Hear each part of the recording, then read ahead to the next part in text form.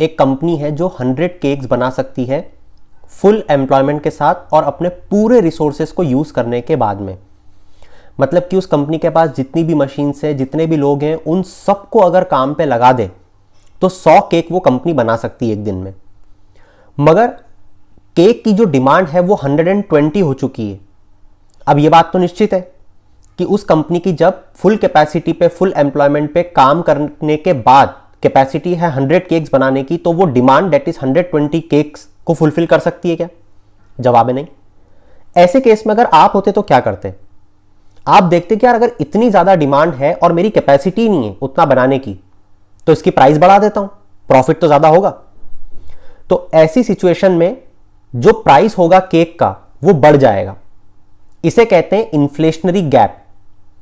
बिल्कुल इसका विपरीत, अगर डिमांड कम है, मतलब वो कंपनी अपनी फुल कैपेसिटी पे काम करे तो 100 केक बना सकती है, मगर डिमांड सिर्फ 80 केक की है, तो वो कंपनी क्या करेगी? वो कंपनी सोचेगी कि अगर मैं अपनी फुल कैपेसिटी पे काम नहीं करूंगी तो मेरा तो नुकसान होगा, मेरे जो एम्प्लॉयज हैं वो खाली बैठे रहेंगे, इससे अच्छा अपने प्रोडक्ट की प्राइस क्यों ना कम कर दूं। तो इसे डिफ्लेशनरी गैप कहते हैं।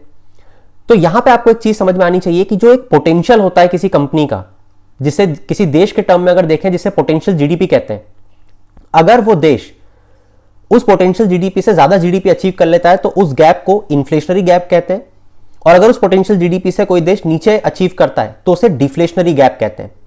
ऐसे और किसी कॉन्सेप्ट या मैं कहूं एग्जाम्पल को इस कॉन्सेप्ट पे अगर आप जनरेट कर सकते हो तो चैट सेक्शन में जनरेट करके एग्जाम्पल को जरूर बताना, ताकि मैं समझ सकूं कि आपको कॉन्सेप्ट समझ में आ चुका है।